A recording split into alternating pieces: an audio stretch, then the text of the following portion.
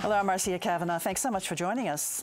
With two projects sitting still in need of repair and hoping for someone to do something were in the news this week. One was the Naval Support Facility, formerly known as the Port of Embarkation on Poland Avenue. The other is Armstrong Park. Both seemed abandoned by both the feds and the city. We'll look at their plight tonight. We'll also look at the sudden firing of the city's 911 director, as well as the governor meeting with the president. And there are new developments in a Hollywood South tax credit case. With the primary for the next gubernatorial election just 14 months away, we'll look at the early rounds of politicking, and embarking for us are tonight's Informed Sources. Errol Laborde, producer of Informed Sources; Tyler Bridges, political reporter, The New Orleans Advocate; Kevin McGill, reporter, The Associated Press; and David Hammer, investigative reporter, WWL-TV Channel 4. We're going to go over to Kevin first. And our governor, John Bel Edwards, had a meeting with our president, Trump, at the vacation White House. He was in New Jersey at the golf club with several other governors, all of them Republican, I believe, and attorneys general from various states, and they were talking about prison reform. And President Trump was very supportive of this, and President Trump himself, his administration is working to get $50 million in federal spending to go toward prison reform efforts and drug treatment and other efforts to try and prepare prisoners for release from prison. All of this, of course, comes against a backdrop of the prison reform here in Louisiana. About 2,000 prisoners released early in November, and great debate now between John Bel Edwards and a couple of potential challengers for the governorship next year over whether it's making the state safer or not, or doing well for the state. There's the matter of I believe it was John Kennedy, Senator Kennedy, released a letter to President Trump talking about how he believes that there's been more than a 20% rearrest rate. He pointed to a news report that two people who were released early have already been suspected in two different homicides. And he, along with Jeff Landry, the Attorney General, are both making the case that this is not good for Louisiana. Meanwhile, the governor and President Trump seem to be on the same page with a lot of other conservative organizations who are for prison reform and are backing some of the early release efforts. So, I mean, this is all an effort to reduce our incarceration rate. Louisiana was at the top, highest incarceration rate in the world, right? And certainly in the nation. Yeah, and now it's with the release we are below it. I don't know how far we dropped or where we rank now.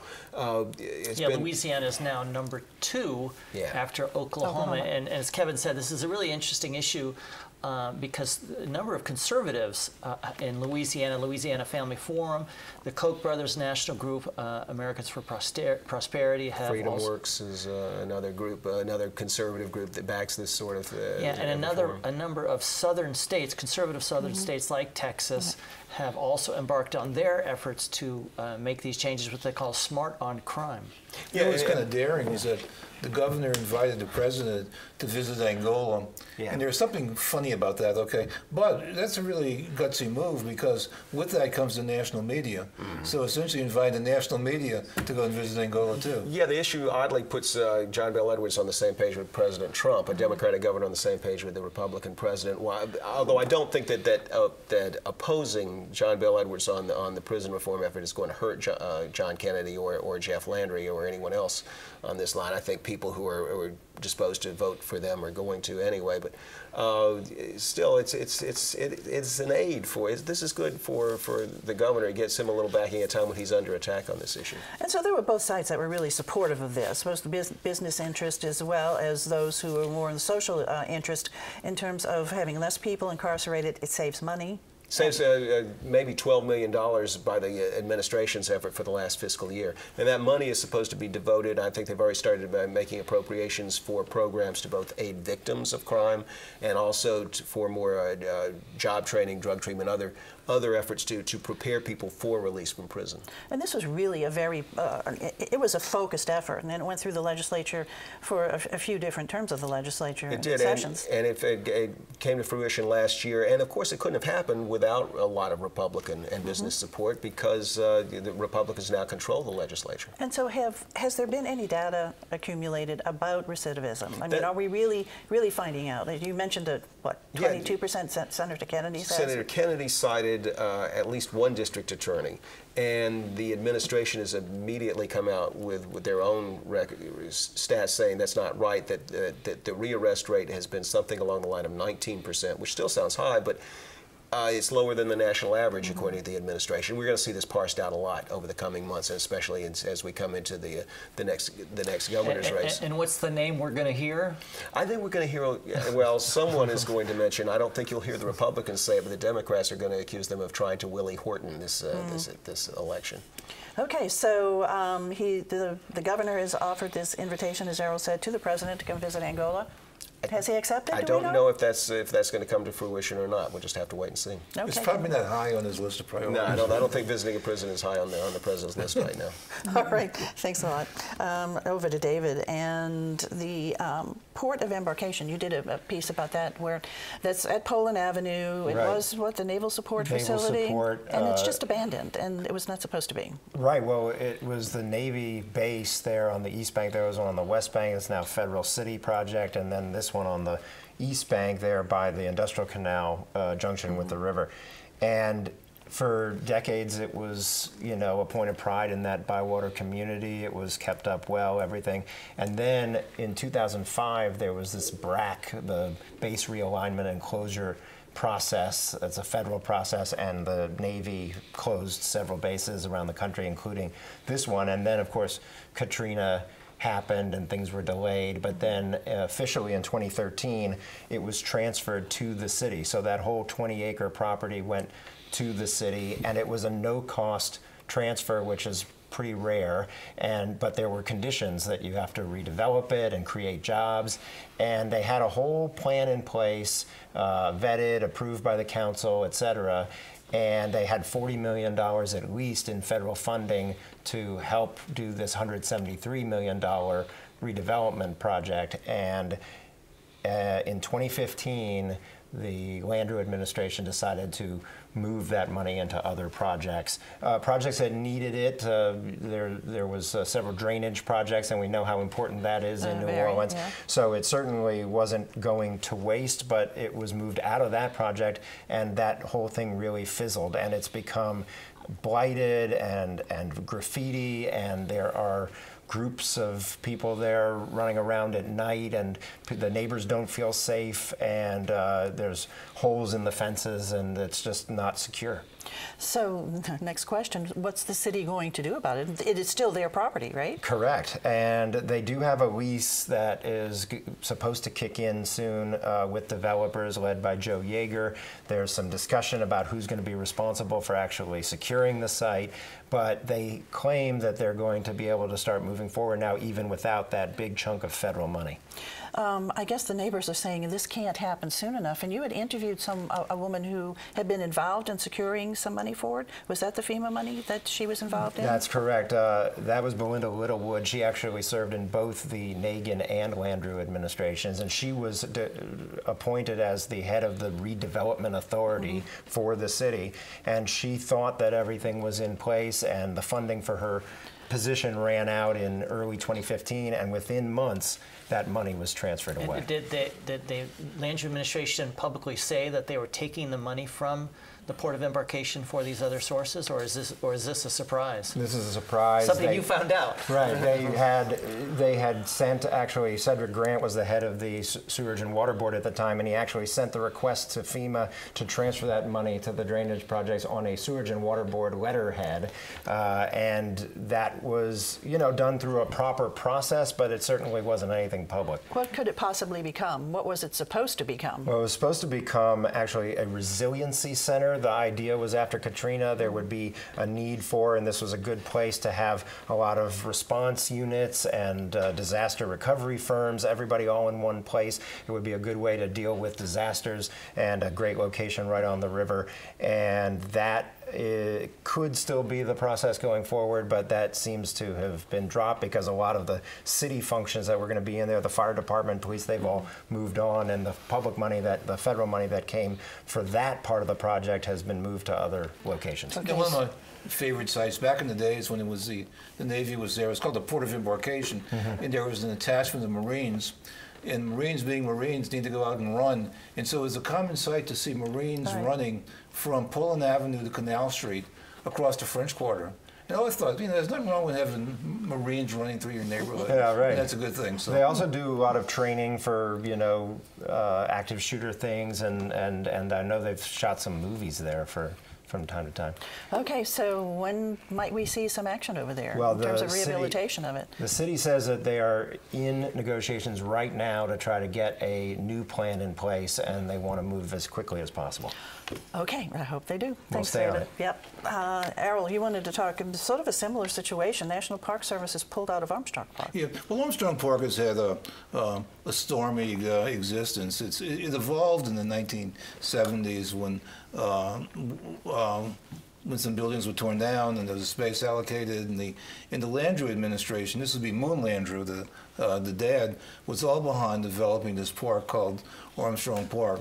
There was a lot of opposition. There were a lot of people who said it wouldn't work, it'd be a waste of money, it'd be difficult. It was very contentious, but ultimately it was built. And during its time, it hasn't been like a really big success. But in the 1990s, 1999, the National Park Service took it over. There's 4 buildings in there. There's 4 historic buildings, one of them being the original Preservation Hall, that all have Perseverance Hall. Perseverance Hall, okay. That all have a jazz connection. And so they were going to restore it. It was going to really be just a really jazz center. And it never really happened. And the National Park Service transferred its interest more to the old Mint, where they've developed a jazz museum. And so beginning in 2014, they were trying to get out of it.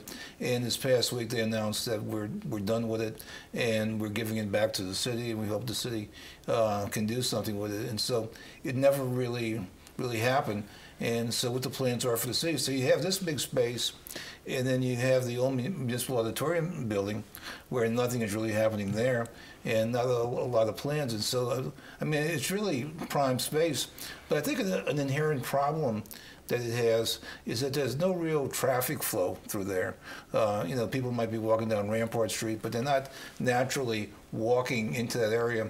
There was a crime perception. It's probably not as bad as it used to be, but it never really kind of dealt with the flow problems. Well, a lot of times that gate is closed and you can't get in. And one of the things that was good about the Park Service being there was that they did have Park Service rangers, and there was a security to it. But those buildings have fallen into such disrepair, and the Park Service never did anything with them. Mm-hmm. It would have been ideal if there could have been some nighttime activity, and imagine at the Mahalia Jackson Center if there's a concert, and after that people could go out in the park, and there'd have been vendors and there'd have been music. The idea was that it was going to be a venue again, like it had been back in the 1920s. Yeah, and then all of that never happened. At one time there was a movement. There were some people trying to get Tivoli Gardens in Copenhagen to kind of establish themselves there, but it never amounted to anything. Park Service still has a presence, though, in the French Quarter. Right. Right? It does, It's still certainly just not there. What's the city going to do? Does it have the money to do whatever with those 4 buildings? Right, and also the Port of Embarkation. I mean, that's a lot of property now that the city has to deal with. Well, the Park Service guy said it's better, redevelopment like this is better done at the local level, but that isn't necessarily the case with this city. we need the funding to get it done. All right, E, thanks a lot. Tyler, over to you. And just, what did you say, a year away from qualifying for the governor's race? I mean, that's almost like tomorrow, in terms of Louisiana politics. It's starting now. Well, yeah, certainly a year away from qualifying, and that's this week, is certainly most candidates or all candidates have announced for their candidacy, and obviously we know John Bel Edwards is going to run. And 4 years ago, David Vitter and Jay Darden had announced by now that they were going to run, and Scott Angel was about to get in the race. But at this point, the Republican field is completely, we don't know exactly who's going to run. Well, certainly the governor, though, is getting criticism from a certain set of people, such as Jeff Landry, and John Kennedy has been as well. So do we anticipate that they're going to be in there? Yeah, I think the dynamics are this, that Kennedy has said that he is going to say in the fall whether he's going to run. Landry is not going to get in the race if Kennedy gets in the race. So Landry is waiting for Kennedy. Now, we don't know what the holdup is with Kennedy. One possibility is that he is waiting for the elections in November to see whether Steve Scalise is going to end up in the majority or the minority in the House of Representatives. It is possible that Kennedy is afraid that Scalise may run for governor if the Republicans in the House are in the minority. So Kennedy may be waiting to see what's going to happen in November, which then pushes it back even further for Republicans to find out exactly who's going to get in the race. So again, I think the big question right now is what's going to happen with Kennedy, potentially Scalise. There are people who think that he won't run either way. And so that's what's keeping Landry out. And there's a state senator from Slidell named Sharon Hewitt who has indicated interest in running. So she can't really do anything either. And don't rule out, though, John Bel Edwards. He is a lone Democrat in the state that's overwhelmingly Republican, but I think he has a positive image. I mean, there's not a real strong negative. Now, we know what they're going to say. They're going to say he raised taxes and he freed criminals on the street. We know that. But if he can, and both of which are really kind of unfair presentations, but if he can overcome that, I think there's a certain likability that he might have. Well, remember back in 2015, his campaign slogan was "Put Louisiana First," and that was a direct comment against Bobby Jindal, who many people thought was really just trying to put his ambition ahead of Louisiana. And I think that is certainly a perception that the people of Louisiana have, that John Bel Edwards, for better or for worse, is trying to make the state better. And we were talking earlier, there is also a big weight off John Bel Edwards, a potential problem for him off his shoulder now that the legislature has finally come together and passed a balanced budget with some new revenue coming in. Yeah, and I think that's the issue that probably has been dragging him down. As Errol mentioned, he's wanted to raise taxes to deal with the budget problems. He says these were left over by Bobby Jindal in the preceding legislature. But as you mentioned, Kevin, that issue we believe is off the table. Won't be an issue in next year's legislative session. So that makes it easier for John Bel to campaign. So what do you think he's going to focus on then? Because he's not going to have to look at the budget and raising the money, what will be things that he will focus on as governor? Yeah, I did a story about a month ago for The Advocate where he said that his biggest issue going ahead is going to try to raise pay for teachers. I think he'll probably get some support among Republicans, and that's probably a winning support among the public, and I'm betting that he has polled that issue as well. Okay, we shall see. All right, thanks a lot, Tyler. Okay, we're going to move back over to Kevin right now, and there was a reversal from an appeals court on a case involving those movie tax credits. Yeah, the Hollywood South tax credits. That back in 2015, producer Peter Hoffman and Michael Arata, a local attorney and sometimes actor, were on trial for in a federal fraud case involving about $1 million in tax credits that went to renovate an old mansion on Esplanade Avenue into a production facility. They were convicted. This couldn't have come at a worse time for the tax credit program, by the way, because we were in the throes of those budget debates, and there were people who were really wanting to take away the movie tax credit program. Said it was too expensive. Yes, it was creating jobs, but there were those who said that the cost was too big, hundreds of millions of dollars a year. The tax credit program survived. It's been capped at, I think, at $180 million a year now, so there's still productions being made here. Meanwhile, although Peter Hoffman and Michael Arata had been convicted on various fraud counts, and I think some false statement counts and a conspiracy count apiece, Judge Martin Feldman, U.S. District Judge Martin Feldman, eventually took a look at the case and threw out some of the convictions. Ultimately, they were sentenced to nothing more than probation, but prosecutors were very unhappy with that, went to the Fifth Circuit. The defendants, the Arata and Hoffman, went and were trying to fight what convictions were left. Meanwhile, the prosecutors were trying to get those convictions reinstated. The prosecution largely won in a decision that came down yesterday from the Fifth Circuit Court of Appeals. Many, if not all, of the convictions were reinstated. I think all of them for Hoffman and most for Arata.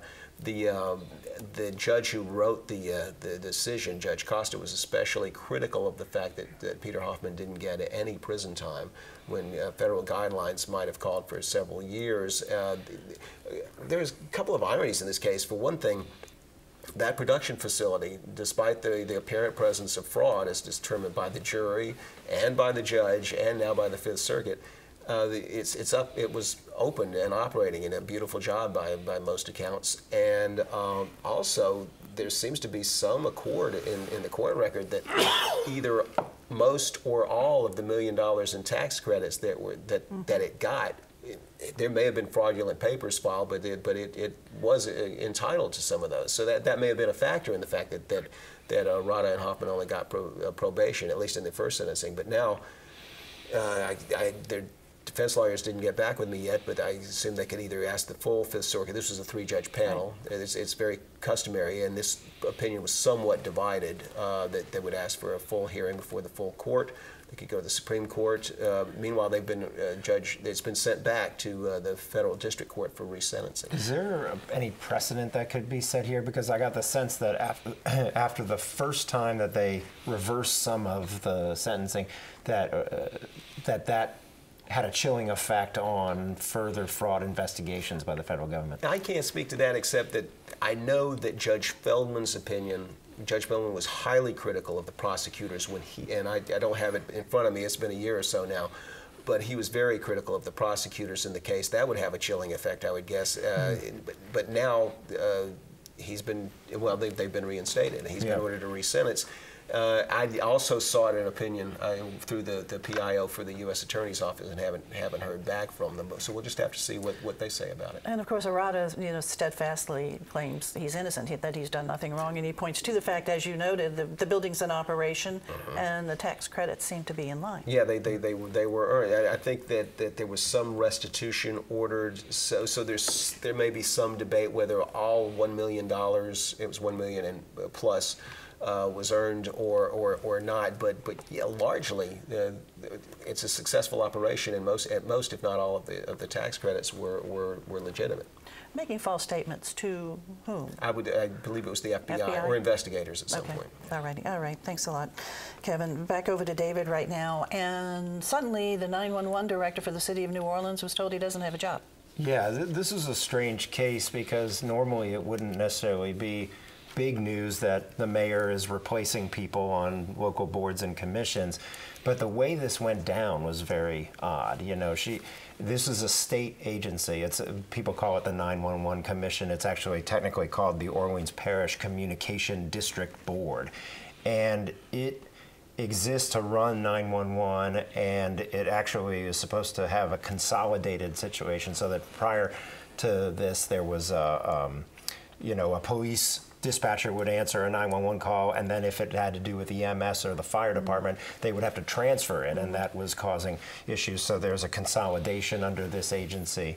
And Stephen Gordon was running it as the executive director since 2008, and all of a sudden on Monday, the mayor, who doesn't actually have any direct control over the board, put 2 of her cabinet members, for lack of a better term, on the board, and they called a special emergency meeting for Thursday this week, and they came in and fired the executive director and named a new executive director. Did he see it coming?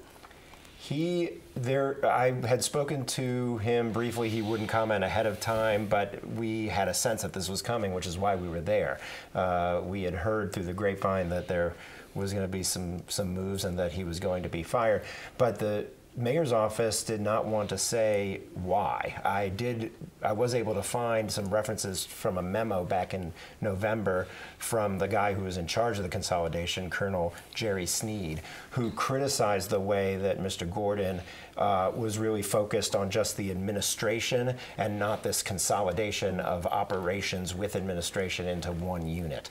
So he criticized that, and it did get confirmation from the mayor's office that went into into her decision. But they were not very transparent at all about what went into their decision. And he spent 43 years working for the city, mostly as a police captain, and then since 2008 running the communication district. And David, you're probably like me, you've heard Mayor Cantrell talk about how transparent her administration is going to be, right? Right. Yeah, you know, and we were concerned about it when we heard about it because there was obviously this whole thing with Warren Riley where she gave him a job running Homeland Security and being overseeing all the emergency services, and then decided at the last minute she was rescinding the offer. And, you know, she does respond to community interest and community outrage and changes her mind, which can be a very positive thing. But then when you don't explain why you're doing something, it raises people's concerns because you have changed your mind in the past. Who replaces Gordon? His name is Tyrell Morris. He's from Washington, D.C. and has been here only for a few months running the operations side of it, and he is aligned with Colonel Sneed, who, as I said before, was criticizing, in this memo, was criticizing the separation of operations and administration and the use of money, because tax money comes in for that, but you also have to use city budget money to pay for the 911 operators. There was also an issue of sunshine law being broken, brought up. I mean, is that really solid? Yeah, well, Charles Maldonado from the Lens issued a formal challenge at the meeting saying that it was not noticed properly. He pointed out that a posting that has to go on the wall 24 hours in advance went up. He saw it go up on the wall outside the office at 9 in the, about an hour before the meeting. But I did see notice in email form and online several days beforehand, which would have been within the required time. Okay. All right, it's time to look ahead. Errol. This is a good idea. The Downtown Development District is taking proposals for some sort of art lighting installation in Duncan Plaza, which can use as something involving LED lighting that could just be something nice and visual at night. They're doing it in cooperation with the Arts Council. Hope it works. Should be good. Okay. Tyler? Yeah, talking about elections, it's almost perhaps sort of the dog that didn't bite or didn't bark. We're reading stories in other states about very, very polarized elections for Congress, what will happen. People are very ginned up, and we don't seem to have that in Louisiana, at least yet. And it may be a very simple election this year in Louisiana, where the incumbents all win with ease. But that's something to look for to see whether any of the angst and the ardor that we have in other states will come to Louisiana this fall. Okay. Kevin. Well, it's a bit of a coincidence, but as the Trump administration starts talking about perhaps a new military space force or new military defense division, on Monday, NASA officials, I've heard one person joke that's the original Space Force anyway, the NASA officials are going to be in New Orleans out at Michoud to tour and give the folks out there a chance to take a look at, or give the public a look at some of the components of the next space vehicles that they're working on out there. Okay. David. I have a very emotional story airing Sunday night at 10 o'clock on WWL Channel 4 about a 1991 rape case, which, believe it or not, 27 years after the fact, is going to trial on Monday. That 27 years. Yes. That's amazing. Okay, we'll be looking for that. Thanks a lot, guys, for being here, and thank you all for joining us. And, of course, we want to see you again next week for Informed Sources. Have a good evening.